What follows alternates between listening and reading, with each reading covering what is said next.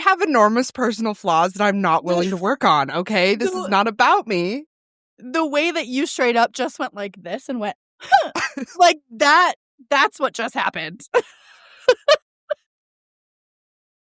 First of all, fuck you. I did not need to be called out like that. I am pinnacle of mental health, all right? You're correct. We are at the peak of our healthy mental boundaries. It's correct. True. I fired my therapist last week. Really? You should be her therapist now. Yeah. Really, she can't afford me. Oh my God. No. The way she would be like, bitch, sit down. Right now. Yes, ma'am. Welcome back, everybody. I'm Erika. And I'm Sarah. This is the Living Understaffed podcast, the chaos we can't clock out of. Erika, how's your week been? Terrible. Thanks for asking. So much. Yeah, I just have a lot of emotional turmoil going on right now. Everywhere. Yeah. It's too much to explain right now. I am also in the same boat as far as like job, personal projects, podcast. My mental health is tanking this week. This summer is going to be wildly busy for work, and we're losing a staff member, and it just like the unknowns are the unknown, and I have anxieties for encyclopedia's worth about it. And so I don't want to get into it because I will get on a soapbox and I won't stop. We had some pretty interesting conversations about mental health, and so we're going to kind of roll into some of that topic and then get into today's segment. Erika has this friend, he who shall not be named. I will not name him on the show anymore. He suggested the 13 and Lolita Effect on teenagers in general. The effect that like social media and current influence and all of those things have on teenagers and whatnot that are going through puberty or just going through middle school and high school in general. The whole like pressure of whatever society that you live in during that time frame, but also outside influences. And now with social media influence and internet influence, oh my God. So this is a great topic. This is a great topic for today. So we're going over the 13 and Lolita Effect. It was the video that we're pulling this from is called the 13 and the Lolita Effect by Yara Zayed. And she did a pretty good job, I think, of summarizing it with like her experiences as an actress and then also her experiences watching those movies and also like research that she did about the actors and actresses in those movies. But essentially it's like she says in the very beginning, like girls are told by media and adults to be sexual, and then when they respond to those demands by being sexual, the consequences are always their fault. Like they were the temptress, they were the whatever, they were the pursuer, it is always their fault, even when they are just doing what they're told to do. Because if you think about, especially in the context of this, like how young they were, and or like even yourself, like 14-year-old me was not mature enough to make a lot of any sexual decisions, to be honest. Not at all. And even just the way that you are doing your hair and doing your makeup at 14 and the influences that you have, I grew up in the era of like blue eyeshadow all through junior high, but there were girls that were learning how to contour and I was like, what the fuck is that? But now like Mhm. I have a niece who she is incredibly intelligent and incredibly beautiful. She knows how to contour better than a drag queen that I know. Like it is ridiculous. Mhm. So like, how do you talk to your kids and how do you talk to like your family members, your friends' kids about like, hey, maybe your makeup is a little too mature. How do you have that conversation? You don't, or you talk about their clothing or Yeah. you talk about the way that they're acting. The current society over sexualizes so much. And so part of this video, it talks about Lolita, where she was like, what was she like 12 or something in that movie or 13 or 14? And she She's was 12 in the book, but she's 14 in the movie, and they okay. did that to make it less upsetting.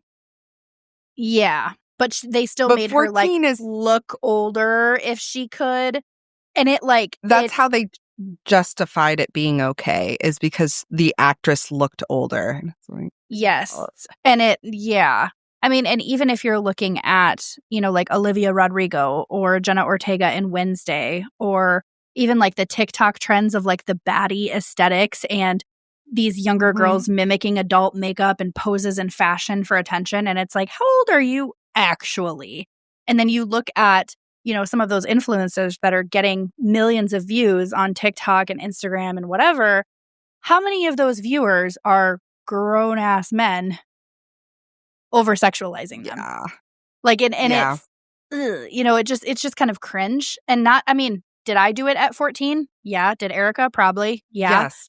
So Mhm. how do you approach that topic? And so this video also talks about how in 13, what's her name?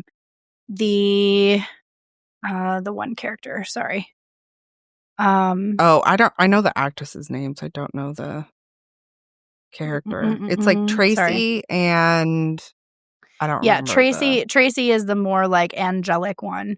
Um So Nikki Reed is the mm, co-star, and so they talk about how she, um, they wanted to, or she initially had wanted to be cast as Tracy, the more angelic or whatever, and there was actual dialogue about how they didn't want to cast Nikki Reed because she didn't look innocent enough, and Evan Rachel Wood was cast for her more angelic appearance. And so Nikki Reed sort of wrote 13 with the director, I don't know who she is. Anyway, but yeah, she yeah. co-wrote this. She was a family friend. And so she like co-wrote it and there was a lot of backlash for her in her early career about how, oh well, she must have gone through these things. This must be based on her life because she was so good acting in it and she did so well. And it's like, Yeah. also that's acting, but this also comes down to like so many different conflicts that we have in like the world of Hollywood. And what did they call it in the video? They called it the machine. The machine keeps Yeah. going and still Mhm. continues to over sexualize these girls that are a lot younger. um And also putting them in situations like what when they were making out with their neighbor or whatever. The yeah. actresses were what? They were like 14 and 15 or Mhm. something in the movie, and he was like Yeah. 28, and they were like, Evan Wood was uncomfortable, Yep. but she didn't feel like she could say anything. And that I know there's a lot of like dialogue for usually from adults, especially adult men that are like, well, she should have just said something. And it's like, I don't think you realize how scary that is when you were a teenage girl and everybody is criticizing you for like how you dress and how you talk and like all of these things. Mhm. And that's not you showing any weakness at all. And then you do. And it's like, oh, it's because you're a teenager or it's because you're a girl or it's because of like, oh, you're just being sensitive or like whatever, whatever.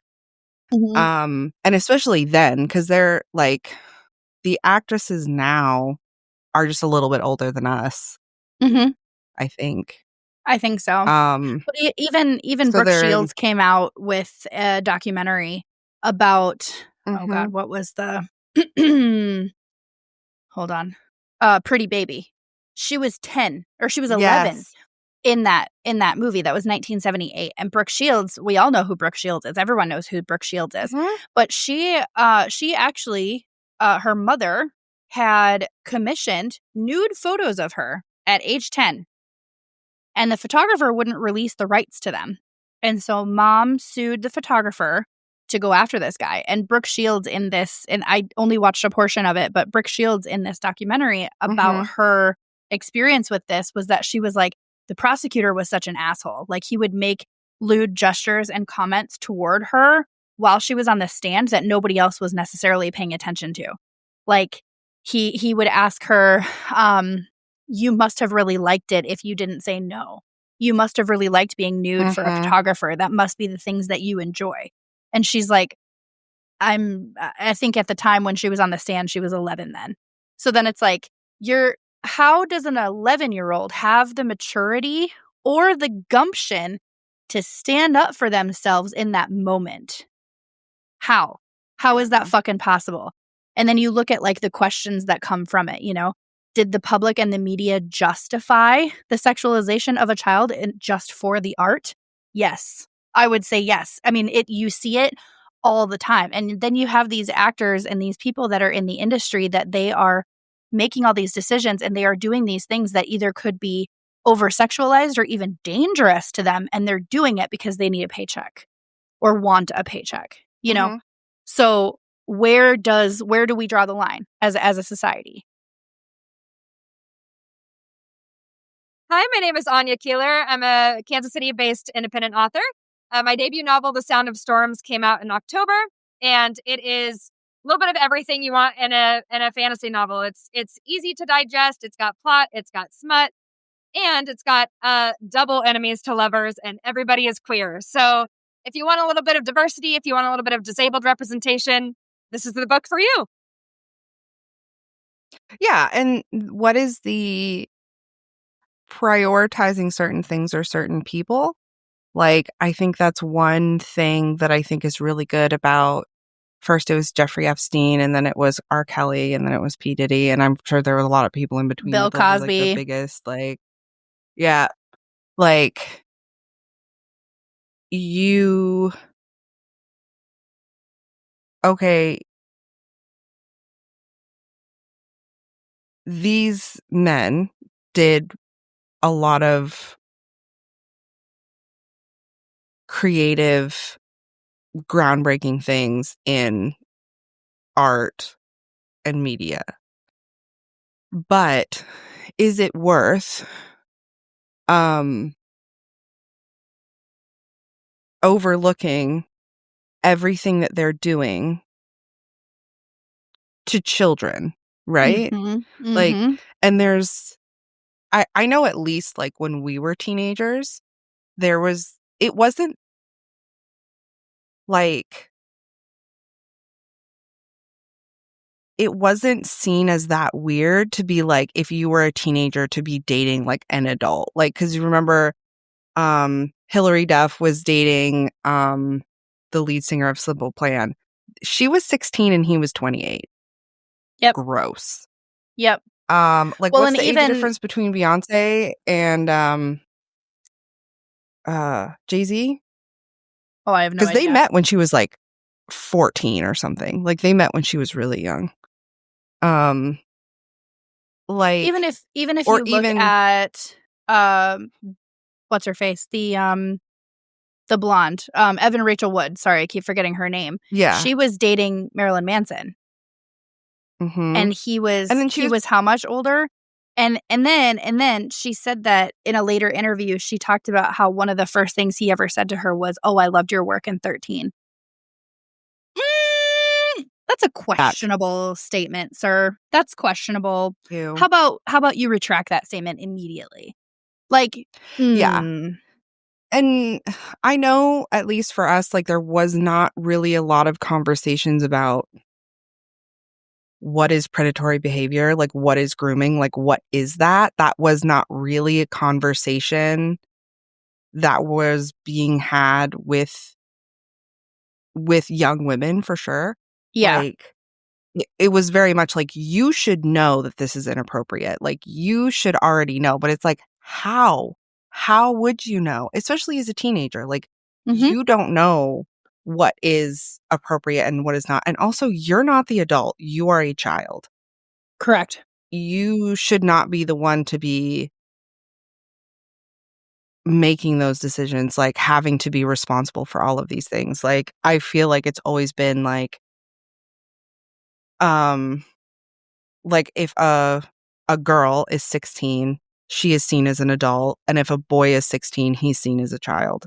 And that isn't necessarily, like, a conscious thing that our society does, but for sure, like, if a 16-year-old actor was dating someone who was 28, everyone would have something to say about it. Mm-hmm. Everyone would be like, "That's inappropriate. That's weird. I don't," like, Mm-hmm. But it used to happen all the time with Mm-hmm. girls, and it was like, "Oh, well, that's just, like, whatever. Like, that's just Hollywood," that's or just that. Hollywood. Yeah. Yep. Yeah, And and even that's what's shitty her and name? gross. Drew Barrymore talks about it a lot. Um, Mhm. she talks about how Yeah. she was in clubs and stuff when she was like 12, taking Mhm. cocaine from people and alcohol from people and smoking and like, what the hell? Like that. Okay. But that was a norm because and I think Kirsten Dunst talked about it too. And even if you look at the sexualization of Britney Spears and the whole, Mhm. fucking ridiculousness around her parents having control over her estate and her money and her life and all of those things. And it's like, it's shocking what people consider to be societal standards in Hollywood, because those types of societal standards are not necessarily the norm for like the average country bumpkin town that I grew up in, right? But it Mhm. is for people who are pursuing Hollywood careers, and it is for people who are pursuing those types of things. That's really unfortunate. That's really sad. The child in and of itself, maybe that's how the intention started out, especially with like the Britney Spears situation. Maybe that was the intention, is protecting her from the adult obscenities of the Hollywood world. But that's not how it ended. That's not what happened in the end. Like, that's not, and No. standards change over time, right? So another thing that they talked about in this particular YouTube video was about how there was a New Orleans sex worker that this is from what, early 1900s, I think they were talking about, and how there was this brothel that this girl decided that she wanted to interview, but she wanted to remain anonymous. And there was a reporter who was poking around asking questions. And it talked about how this girl, she started off in this brothel at like 9 years old, working in there. And not necessarily always sex with men, but it turned into that very quickly. God damn it, Daisy. Calm down. But it like Yo. but it turned into her absolutely turning into a sex worker and having sexual acts with men and some women. And the reporter ended up being able to talk to the brothel owner, and it's haunting. I can't even handle it. So the owner's response, so the reporter asks the owner, why is it that we hear that there are innocent children working in your brothel that are not of age, of working standard? And the brothel owner's response was, I, sir, do not have business with innocent girls. Okay. So there's also that Yuck. standard too between certain people that like, this is their perception and this is what they're going to run with, and that's how they're going to run their business. And I think that Hollywood also has some of that too, that they're like, this producer's going to do this director's going to do this person's going to do this, and this is how we see it. And oh, it's fine. The last girl did it too, so you'll be fine. So there's all of those like Yeah. expectations. And again, we're coming back to this question, how does a 14-year-old teenager who wants to be famous, who wants to make an impression, who wants to have an incredible career, say no to a director? How? How is that possible? Because then, and Mhm. we've all heard the stories. I'd have to come up with some actual examples. But we've all heard the stories of like people getting kicked off of sets and not getting calls or invites back to future sets with either that director or that team because they were so difficult to work with on set. And it's like, was she being difficult, or were her parents being difficult about the situation, or were they standing up for her as a 14-year-old child? Yeah. And I like, it's definitely more extreme, I think, in like Hollywood or like The Machine, but it definitely bleeds into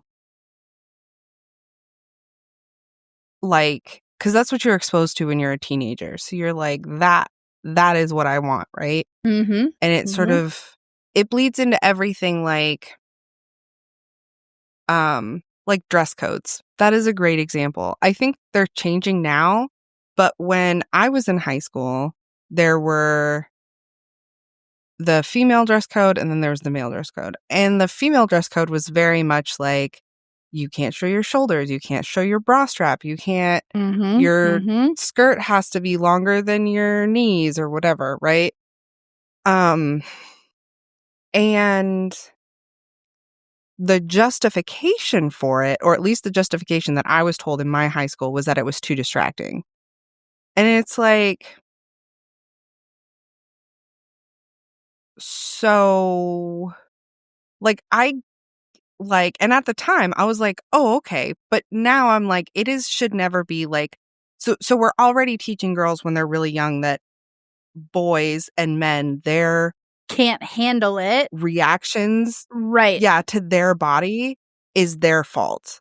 Yep. Like, so they have to be the one to do it. And that's not like all of society is like that. Like the whole like boys will be boys and like, oh, like you need to make sure that, you know, you have a buddy system and you have to make sure you don't get too drunk and you need to make sure that you're dressing appropriately and you need to make sure that you're not like, you know, flirting too much or acting too friendly or giving him the wrong idea when actually it's not their fault. And you it and should I be the boys that are taught are in to our have better mid-30s boundaries and better respect for people of the same sex and people of the opposite sex. Like, how about teaching our kids, females and males, more boundaries on what that means, what the repercussions are? What does that do to other people? Yes, I understand that is kind of a double standard on a sense of like how girls can dress or are supposed to dress or whatever. But also, I'm playing a little bit of devil's advocate too, because the amount of hormones raging through a teenager's body from like age 11 to age 22 is fucking obscene.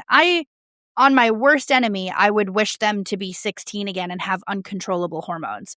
Like, no thank you. Nobody fucking wants that. So really then Correct. It comes down to the adults having those conversations with their kids. And not in a million years would I ever choose to be a middle school or high school teacher. Props to you people out there that are doing it, because I would lose my shit daily on half of those assholes. No, that is not the career field for me. Yeah. But I mean, props to those people who are in those situations, who are teaching those classes. Like, I'm dumbfounded. And while Erika was a foster parent, and I do not have children, there's not a lot of room that we can necessarily talk about what parents should or should be doing to help teach their kids. But as a conversational piece, and having that like awareness and that topic kind of out there and talked about a little bit more, I think is just going to hopefully improve the situation in the future, rather than just sweeping it under the rug a lot of our societal standards are swept. I'll get off my soapbox. Hello. Hello, nice to finally meet you. Yes, you too, Sarah. Lovely human being. Yeah, thank you very much. Yeah, I just actually joined KC Bookbeat as the Kansas literary rep like a year ago. Okay. And so I'm finally excited to, do something with with them in that regard. Yeah. Yeah. So I've seen you posting all over Facebook. Oh, obviously interacting. I love it. Yeah, I just actually literally drove like a madman from my Barnes & Noble book That's signing. Right. Sweet. Yeah. Congratulations. Thank you. Sold That's out. so exciting. Sold out. Did it? Yeah. Amazing. Yeah. Amazing. So, for all the people who don't know, We Come Bearing Curses is the first of 3 of the Curse Bearers series. Okay. It's an extreme cosmic horror novel, which I didn't know was extreme until somebody told me it was. Okay. I was like, oh, okay. I thought that was normal. Got it. So the story is about 2 brothers who have been estranged by family trauma. And one of the brothers thought he was going insane because he was seeing ghosts and demons. He was seeing these visions of like very frightening things. And so he ran away from home because his mother died from a similar situation. Wow. And so he goes to live on the streets of Kansas City, becomes a alcoholic, drug addict. Then he has a near-death experience with an overdose. Wow. And after that experience, he finds out that all the things that he's been seeing this whole time are actually real. They just live on a different plane of existence. Okay. So he can just see into that plane. And so it's like kind of like seeing 2 worlds at the same time, one laying on top of the other. He learns to control that ability. He has to wear special sunglasses, but he's still very kind of a unique individual. When people meet him, he always seems a little distracted, a little spacey. It's my whole life. Yeah, Got right? it. It's like, I'm not writing myself into a character. Right. He finds his new family. His best friend, Mata, she's deaf and mute from India. She's kind of like his enforcer. She's his bodyguard. Okay. She's like a 5 foot tall MMA fighter, Oh, gee. Just a little badass. And then they have their partner who's named Vincent, who's like this smarmy peddler. He like deals with things that like kind of fall in the black market, but with like for cursed items. Back home where he ran away from, his older brother still lives there. He has his own family, and he's a cop with a family of cops. They are given a prophecy that their hometown is the place where the world will end if they don't stop this psychotic group of cultists from summoning Cthulhu and all these like great old gods. It's very character driven. I used to be a firefighter and a paramedic, so I get to add a lot of my visceral experiences to the story. That's cool. As well as my own personal PTSD, alcoholism recovery process. That's why it's like more of a human story with lots of gore and fun and action, tentacles and teeth. Who can ask more? Oh, and if you need another selling point, there's a Cane Corso, lovely, big, giant black dog. We love big dogs. Who doesn't love a big dog?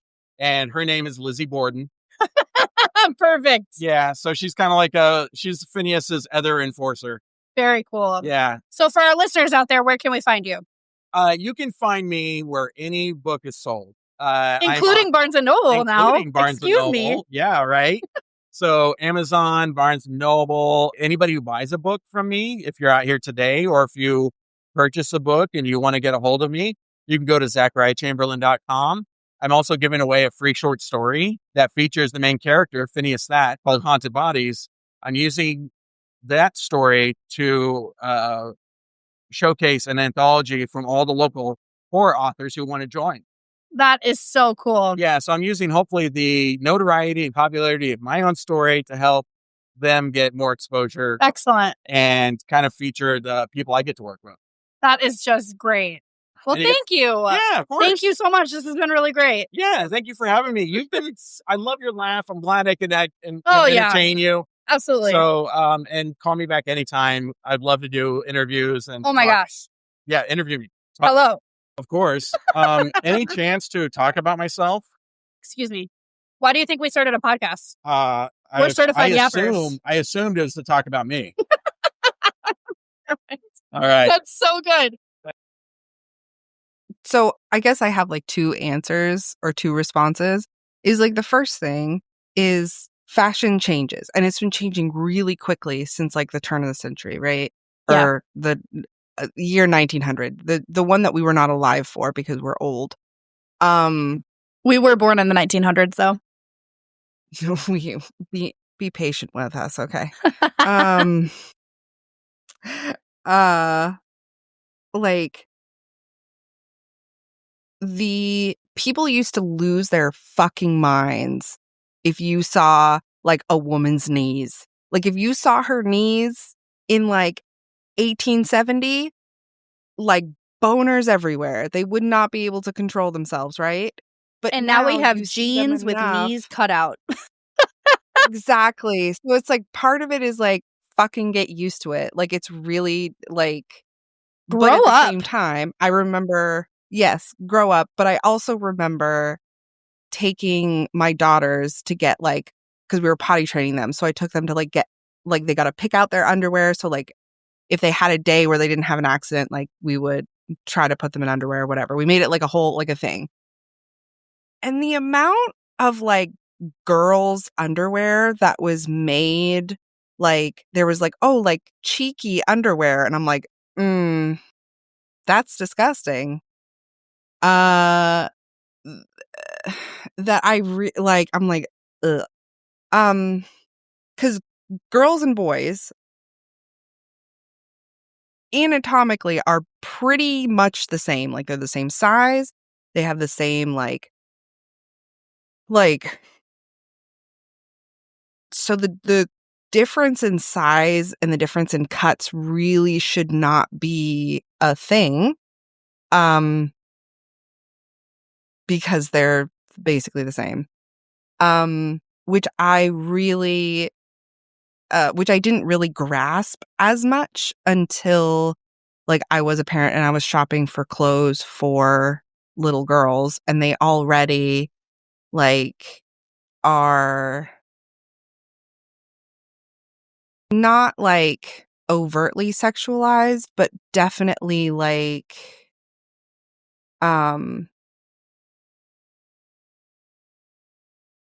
they draw attention to their body the way that boys' clothes do not. And that was something that was kind of like, if I hadn't learned so much about it, I was already like, ew. And also like being a foster parent, you have to take all of these classes on recognizing trauma and seeing how trauma manifests. But one thing that I did not realize, or I didn't think about, is that 60%, it's documented that 60% of girls in foster care have been sexually assaulted by either in foster care or before entering foster care, or both. And 96% of the offenders are men that are significantly older than them, just like most of the fathers of children from teenage mothers are not minors who are significantly older than their, teenage partner. So it's stuff like that that I think is really, really important to talk to like boys and men about. Like, it is very important that a girl feels safe with you, because there are so many men that are not. And also, we need to do a better job of teaching girls that, like, not just like, oh, you have to go to a party with a friend or whatever and be like it. Everybody wants to tell girls, don't go out at night, watch where you're wearing, don't do all of these things, but nobody wants to tell their sons, like, there's a really good chance that you're going to sexually assault somebody in your lifetime. Like, it's pretty decent. Or be accused of assaulting someone. Yeah. So yeah, having that, and this is go ahead. And it's also a scale, right? Like, it's not like, at least I remember when I was in health class, it was either like you were assaulted or you were not. Like, there was no like gray area. Yep. And now we know, or even like our own personal experiences, like how many times were we like, wow, like I didn't like that experience. Like, that did not make me feel good. And because of how you were treated after, or because like you just wanted him to leave you alone, or like whatever. And like, yes, I made that decision, right? Like, I don't necessarily think that it was assault, but at the same time, I really wish that guy would have cared at all about my feelings, or considered how it would make me feel, or you know, stuff like that. And I don't think that is a conversation that people are having with their sons or haven't had with their sons, at least by the time we were teenagers and becoming sexually active, because I genuinely, well, and I that was think not a conversation. I definitely never had a conversation like that with my parents. It's absolutely a comfort level thing, right? Like, is the teenager going to even be receptive to that conversation? Because a lot of times it's either uncomfortable or like, no, it's not, you know, denial, immaturity, you know, like there's a lot of factors that go into that. But at the end of the day, that teenager is still the child in the situation, and the parent needs to be more consistent, and the parent needs to be more persistent. And like, and again, not a parent. I am not judging anyone's fucking parenting skills. This is not a thing. I am simply reflecting on my own situation as a teenager with parents. And while that in and of itself is a conflict, you know, had my parents talked to me about it a little bit more, I think that things would have been a little bit different for me as far as like sexual assault or being able to stand up to myself for certain things.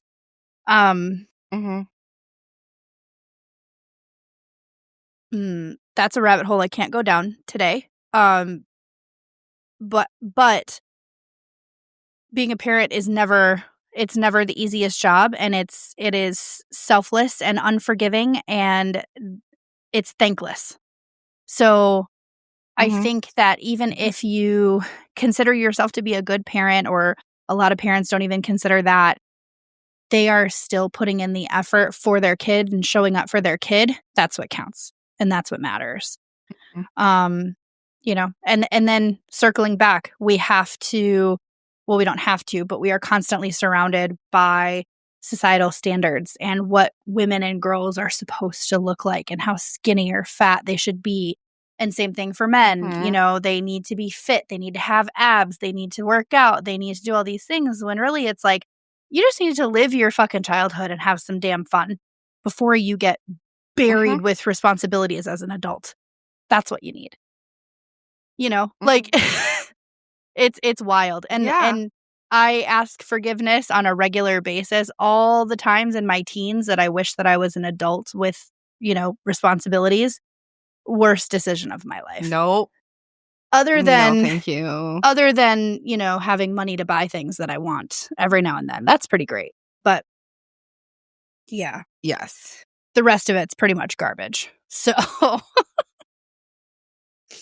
correct. Let's wrap this. I feel like that was pretty good. It's not our best episode, but that's a me thing, not a you thing. First of all, it is an us thing because we're both tired and spiraling into the rabbit hole of depression. Love that. Love that for us. It's so exciting. But at least I'm drinking water. Maybe water will fix me. I did remember to take my medication today, though. So, that's something I didn't do. I should probably do that. You should do that. That helps. Anyway, that's it for us, guys. Thank you so much for listening. Remember, we have our fantastic affiliates, Forever Storage, Primal Queen, and Everyday Dose.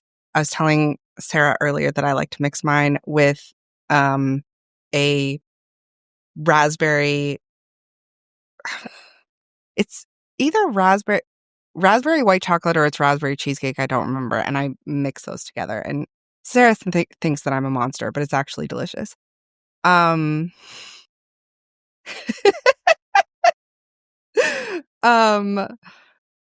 Remember to join our Discord and check out our book club that we totally remember to do every single month. And we love you all so much. Like and follow and leave comments. Leaving comments truly is... Reviews too, guys. Please, for the love. Yes. Truly. for our mental health, please.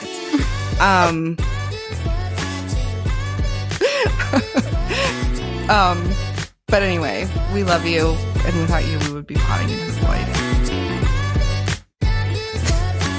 Please, for our mental health. What a plea. Like, she's like, but please? Please.